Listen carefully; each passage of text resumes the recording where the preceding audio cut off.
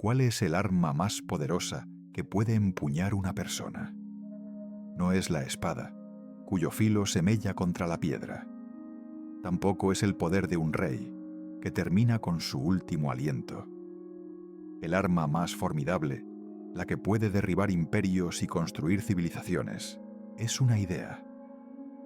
Una sola idea, bien afilada, puede cambiar el curso de la historia. Y la historia que vamos a contar hoy es la de un hombre cuya mente fue su campo de batalla, su fortaleza y su legado.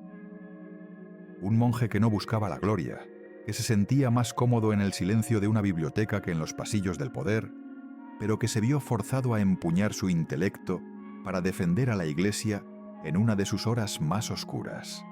Si te gustan estas historias de fe silenciosa pero inquebrantable, considera unirte a nuestra comunidad suscribiéndote a Vidas Santas, para que no te pierdas ningún viaje al corazón de la historia.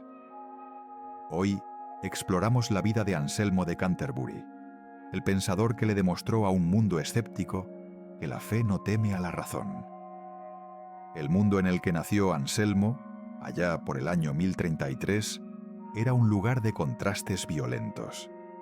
En Aosta, un rincón del Piamonte, rodeado por el abrazo imponente de los Alpes, la vida era tan dura como las rocas y tan hermosa como sus cumbres nevadas. Su padre Gundulf era un noble lombardo, un hombre de su tiempo, ruidoso, pragmático y con la mirada puesta en la tierra, en las alianzas, en el prestigio que se puede tocar y contar. Quería un hijo que siguiera sus pasos, que supiera cómo manejar una espada y cómo negociar un feudo. Pero la madre de Anselmo, Ermenberga, le había plantado en el alma una semilla distinta. Ella era una mujer de una piedad profunda, y le hablaba de un reino que no era de este mundo, de un Dios que no vivía en los castillos de los hombres, sino en la cima de las montañas. Para el pequeño Anselmo, esa idea no era una simple metáfora, se convirtió en una obsesión infantil. Miraba los picos que arañaban el cielo y se imaginaba que allí, Mindes, la quietud helada, residía la corte de Dios. Soñaba que para llegar solo había que subir. Una noche, en sueños, hizo el viaje. Subió y subió hasta que el mundo de los hombres quedó reducido a un punto borroso. Y en la cima encontró a Dios, solo, comiendo pan. En su sueño, Dios lo llamó, le hizo sentarse a su lado y le dio a comer un trozo de pan blanquísimo. Al despertar Anselmo, como niño que era, creyó firmemente que había estado en el cielo. Esta experiencia, tan simple y tan pura, marcó el rumbo de su vida. Ya no miraría hacia abajo, hacia las posesiones de su padre, sino hacia arriba, buscando ese pan de verdad que había probado en sueños. La tensión en casa crecía con cada año que pasaba. Gundulf veía en la piedad de su hijo una debilidad, una afrenta a sus ambiciones. No entendía sus largas horas de lectura, su desinterés por la caza y los torneos. Las discusiones eran frecuentes. El aire de la casa se volvía pesado, irrespirable. Anselmo, con apenas 15 años, ya sentía que el mundo de su padre era una jaula. Quiso ingresar en un monasterio cercano, buscando un refugio, pero el abad, temiendo la ira de Gundulf, le cerró las puertas. La decepción fue tan amarga que Anselmo enfermó. Su cuerpo pareció somatizar el conflicto que ardía en su alma. Cuando se recuperó, algo en él había cambiado. La devoción ardiente de la infancia dio paso a un periodo de apatía, de deriva. Si el camino espiritual le estaba vedado, quizá su padre tenía razón. Intentó vivir la vida de un joven noble, pero se sentía como un actor en una obra que no entendía. El vacío era inmenso. La muerte de su madre fue el golpe definitivo. El único ancla que lo mantenía unido a ese mundo se había soltado.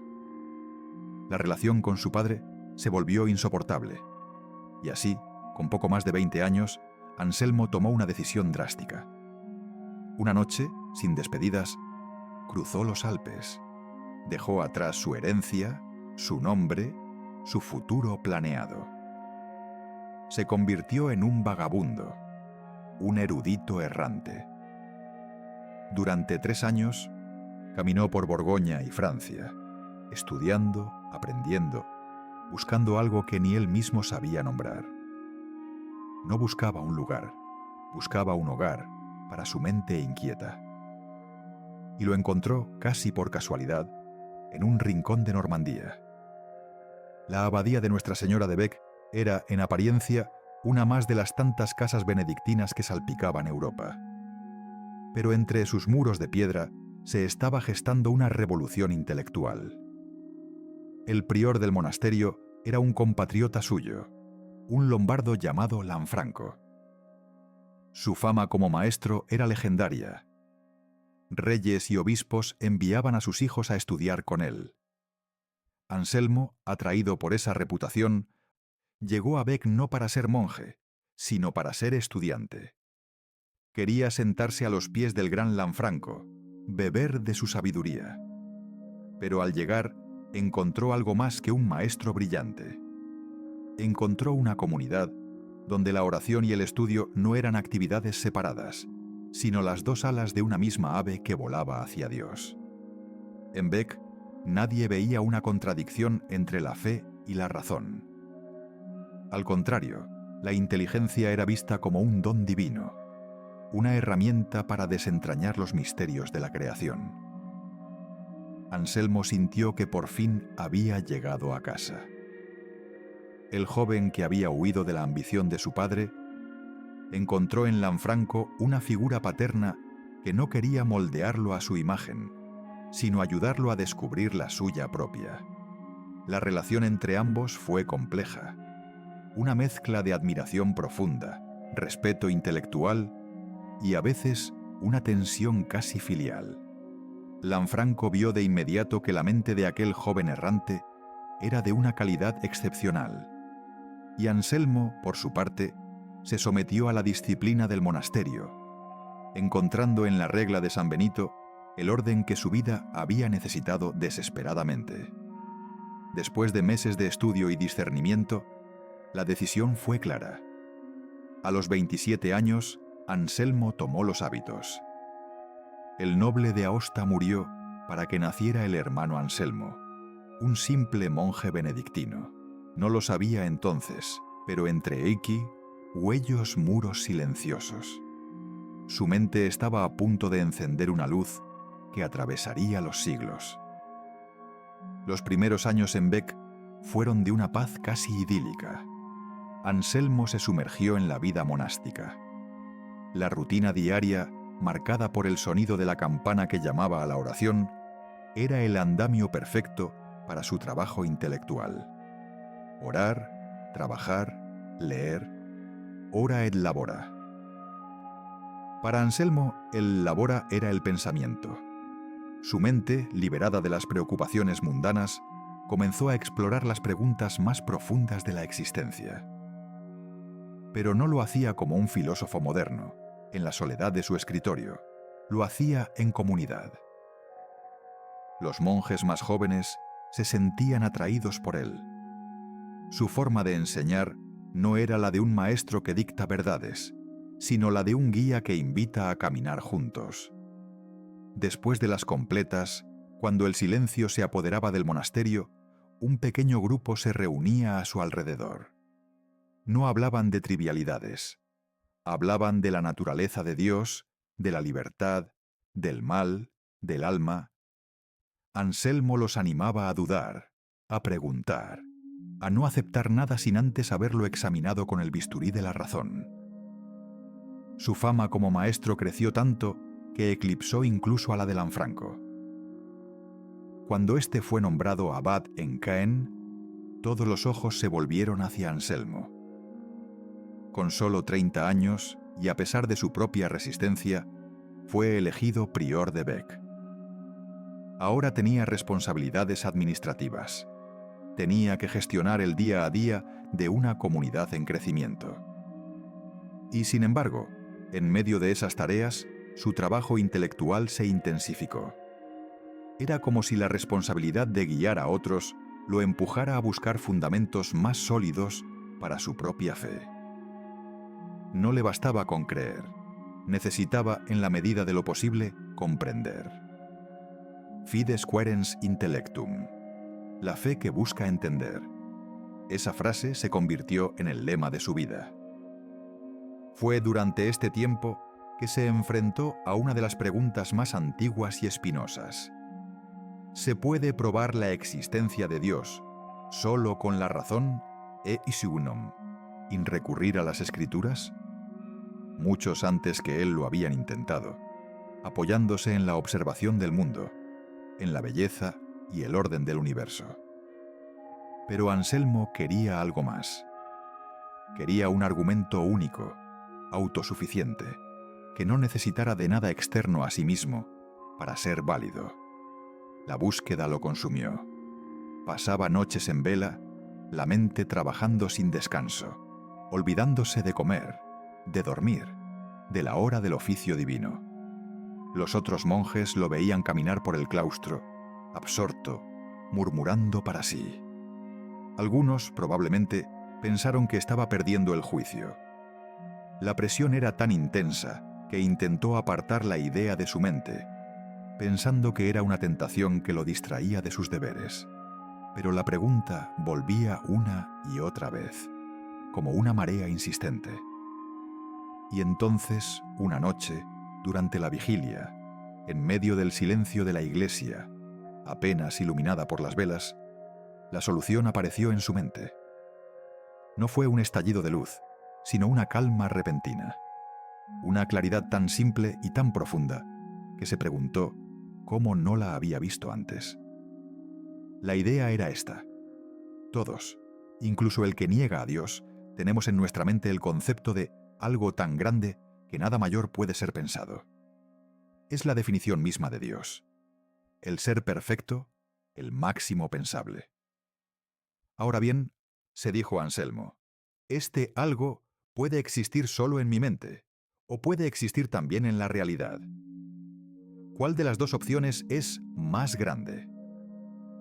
Claramente, un ser que existe en la realidad es más grande que uno que solo existe en la imaginación. Por lo tanto, si ese ser tan grande que nada mayor puede ser pensado existiera solo en la mente, yo podría pensar en algo más grande. Un ser idéntico, pero que además existiera en la realidad. Pero esto es una contradicción, porque había partido de la idea de un ser que ya era el más grande pensable. La única conclusión lógica era que ese ser, para ser verdaderamente el más grande que se puede pensar, tiene que existir no solo en la mente, sino también en la realidad. Anselmo tomó una tablilla de cera y con mano temblorosa escribió el argumento. Lo leyó, lo releyó, le pareció irrefutable. Había encontrado lo que buscaba. Lo llamó el argumento ontológico y lo incluyó en un pequeño libro que tituló Proslogion. No era una prueba fría y matemática. Era el fruto de una meditación profunda, una oración razonada. Sabía que era un pensamiento difícil, casi resbaladizo. De hecho, uno de sus propios hermanos monjes, Gaunilo, escribió una refutación ingeniosa, diciendo que, siguiendo la misma lógica, uno podría demostrar la existencia de una isla perdida perfecta. Anselmo respondió con paciencia, argumentando que la lógica solo se aplicaba al concepto único del ser necesario y perfecto, no a objetos contingentes como una isla. El debate había comenzado y no ha cesado en 1000 años.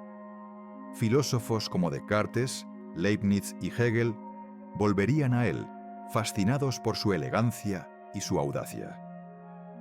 Anselmo no había encerrado a Dios en un silogismo. Más bien, había mostrado que pensar honestamente sobre la idea de la perfección conduce inevitablemente a la realidad de su existencia. Para él, la razón no era enemiga de la fe, sino su humilde sierva, y a veces su valiente exploradora. La vida de Anselmo en Bec era un equilibrio perfecto. Tras la muerte del fundador de la abadía, Herluin, en 1078, Anselmo fue elegido abad. Durante 15 años gobernó la comunidad con una mezcla de rigor intelectual y una sorprendente ternura. Sus cartas de dirección espiritual revelan a un hombre de una profunda empatía, capaz de comprender las dudas y las angustias de sus hermanos. Era un padre para ellos, no solo una autoridad. Bajo su liderazgo, Bec se convirtió en el centro intelectual más importante de Europa. Pero el mundo exterior, con sus ruidos y sus furias, no iba a dejarlo en paz por mucho tiempo. Al otro lado del Canal de la Mancha, en Inglaterra, su antiguo maestro Lanfranco había sido nombrado arzobispo de Canterbury. La conquista normanda había creado una situación política y eclesiástica muy compleja. Los nuevos señores normandos necesitaban consolidar su poder y veían a la Iglesia como una herramienta más para lograrlo. Lanfranco, un hombre pragmático, había logrado navegar esas aguas turbulentas, manteniendo una relación de trabajo con el rey Guillermo el Conquistador. Pero cuando ambos murieron, el equilibrio se rompió. El nuevo rey, Guillermo II, conocido como el Rojo, era un hombre brutal, codicioso y sin el menor atisbo de piedad. Para él, la Iglesia era simplemente una fuente de ingresos. Cuando una sede episcopal o una abadía quedaba vacante, él se negaba a nombrar un sucesor y se embolsaba sus rentas. La sede de Canterbury, la más importante de Inglaterra, quedó vacante tras la muerte de Lanfranco. Durante 4 años, el rey Guillermo se negó a nombrar un nuevo arzobispo, saqueando las propiedades de la diócesis sin pudor. La Iglesia en Inglaterra estaba acéfala, a la deriva. Los obispos, intimidados o cómplices, no se atrevían a enfrentarse al rey. Fue en este contexto que Anselmo tuvo que viajar a Inglaterra para supervisar las propiedades que la abadía de Bec tenía allí. Él no quería ir, tenía un mal presentimiento. Sabía de su propia reputación y temía que los nobles y el clero inglés lo vieran como el candidato ideal para Canterbury. Intentó evitar el viaje, pero sus obligaciones como abad se lo impusieron. Tan pronto como puso un pie en Inglaterra, sus peores temores se hicieron realidad. Fue recibido como un salvador. El pueblo lo aclamaba y los varones, cansados de la tiranía del rey, empezaron a presionarlo para que aceptara el arzobispado si se lo ofrecían. Anselmo se negó rotundamente. «Soy viejo», decía, «y no estoy hecho para los asuntos del mundo. Es como intentar uncir a un arado a un buey viejo y fuerte con una oveja débil e indómita». La oveja, por supuesto, era él mismo. Quería volver a la paz de su claustro, a sus libros, a sus monjes. Pero los acontecimientos se precipe y Tarón. El rey Guillermo cayó gravemente enfermo. Creyéndose a las puertas de la muerte, sintió un repentino ataque de pánico y remordimiento. Sus cortesanos lo presionaron para que, como acto de penitencia, nombrara por fin un arzobispo para Canterbury. En su lecho de dolor, el rey accedió, y el nombre que todos pronunciaron fue el de Anselmo. Lo arrastraron a la fuerza a la habitación del rey. Anselmo palideció. Se resistió con todas sus fuerzas. «No quiero, no puedo», gritaba. Los obispos le decían que estaba rechazando la voluntad de Dios, que su negativa estaba poniendo en peligro a la Iglesia de Inglaterra. La escena fue caótica. Le forzaron un báculo pastoral en la mano, pero él cerró el puño con tanta fuerza que no podían abrírselo. Lo llevaron casi a rastras a una iglesia cercana, mientras él protestaba, diciendo que la elección era nula. «Estáis unciendo a un cordero a un león», les advirtió. El rey, milagrosamente, se recuperó de su enfermedad. Y con la salud recuperó también su arrogancia. Se arrepintió de inmediato de haber nombrado a Anselmo. Y aquí comenzó el verdadero calvario del monje. Guillermo esperaba un arzobispo dócil, un funcionario eclesiástico que se plegara a sus deseos. Encontró, en cambio, a un hombre de principios inquebrantables. El conflicto estalló casi de inmediato sobre el tema de la investidura laica. Era una práctica común en la época que los reyes y emperadores nombraran a los obispos y abades, entregándoles el báculo y el anillo, símbolos de su autoridad espiritual. A cambio, los clérigos les juraban vasallaje, convirtiéndose en señores feudales. Para los reformadores de la Iglesia, como el Papa Gregorio VII, esta práctica era una herejía, una simonía, la intromisión inaceptable del poder temporal en los asuntos de Dios. Anselmo era un firme partidario de la reforma gregoriana. Le comunicó al rey que, como arzobispo, su lealtad primera era para con el Papa, no para con la corona. Se negó a aceptar su cargo de manos del rey y exigió que se le permitiera viajar a Roma para recibir el palio, símbolo de su autoridad metropolitana directamente del Papa Urbano II. Guillermo se enfureció. Para él esto era traición. Prohibió a Anselmo salir del país y convocó un concilio en Rockingham para juzgarlo. Anselmo se encontró completamente solo. Los demás obispos, temerosos del rey, le dieron la espalda. Le aconsejaron que se sometiera, que fuera razonable. Pero para Anselmo no era una cuestión de política, sino de principios. La libertad de la Iglesia estaba en juego. Con una calma que desarmó a sus acusadores, defendió su postura, apoyándose no en la arrogancia, sino en la ley canónica y en la tradición. No pudieron condenarlo, pero la situación se volvió insostenible. Durante 2 años vivió como un prisionero en su propia diócesis, soportando el acoso constante del rey, que confiscaba sus bienes y hostigaba a sus monjes. Finalmente, viendo que no podía ejercer su ministerio, Anselmo decidió exiliarse. En 1097, disfrazado de peregrino, abandonó Inglaterra.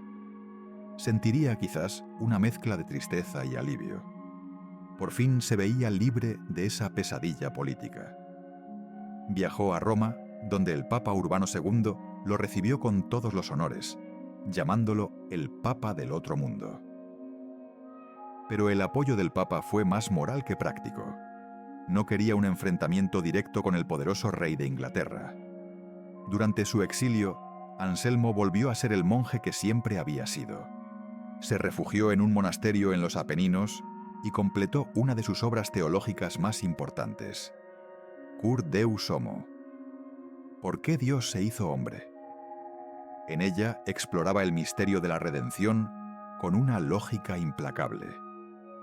Se preguntaba por qué era necesario que Cristo muriera en la cruz para salvar a la humanidad. Su respuesta, que desarrollaba la idea de la satisfacción, marcaría la teología occidental durante siglos. No era una simple especulación, era, de nuevo, la fe buscando entender, tratando de encontrar una razón profunda en el corazón del plan de salvación de Dios.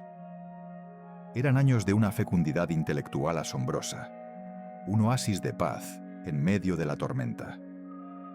Pero la tormenta no había terminado.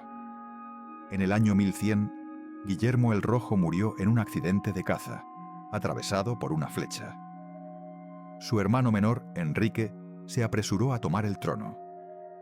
Enrique I era un hombre muy diferente, más astuto, más diplomático, pero igualmente decidido a mantener el control sobre la Iglesia. Una de sus primeras decisiones fue invitar a Anselmo a regresar a Inglaterra. Quería el prestigio de tener a un hombre de su talla como arzobispo, y necesitaba el apoyo de la Iglesia para consolidar su reinado. Anselmo aceptó, esperando que un nuevo rey significara un nuevo comienzo. Se equivocaba. Tan pronto como regresó, El conflicto resurgió. Enrique exigió que Anselmo le prestara el juramento de vasallaje por las tierras del arzobispado, una práctica que el Papa había prohibido explícitamente en un concilio reciente. Anselmo se negó. De nuevo, estaba solo. De nuevo, los obispos lo instaron a ceder. De nuevo, se encontró en un callejón sin salida. Amaba a Inglaterra, amaba a su pueblo, pero no podía traicionar su conciencia ni la autoridad del Papa. Y así, en 1103, partió a un segundo exilio. Era un hombre mayor, cansado de las luchas. El deseo de volver a la tranquilidad de Bec debía ser abrumador. Sin embargo, no se rindió. Continuó negociando, escribiendo cartas, buscando una solución que salvaguardara tanto la paz del reino como la libertad de la Iglesia.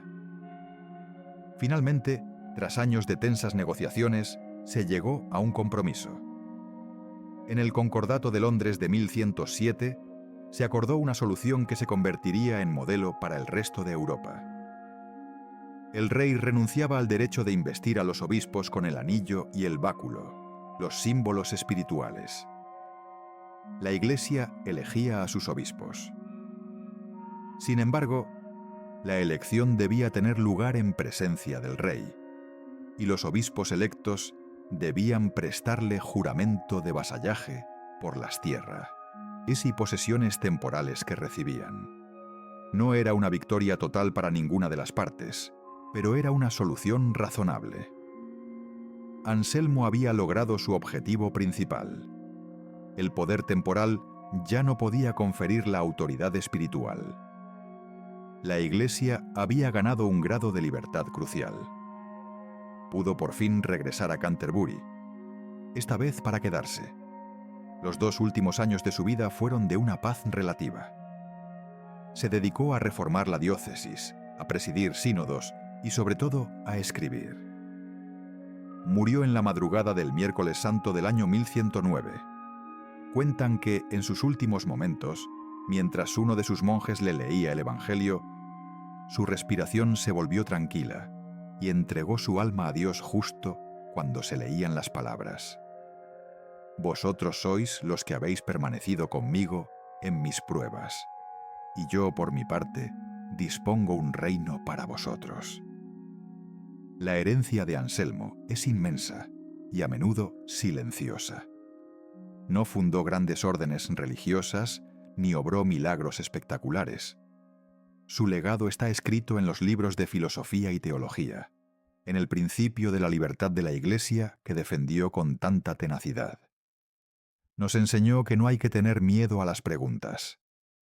Nos demostró que la razón, lejos de ser una amenaza para la fe, puede ser su más fiel aliada, una lámpara que ilumina el camino hacia una comprensión más profunda de los misterios divinos. Su vida es un recordatorio de que a veces las batallas más importantes no se libran en campos ensangrentados, sino en el silencio de una biblioteca o en la soledad de una conciencia que se niega a doblegarse.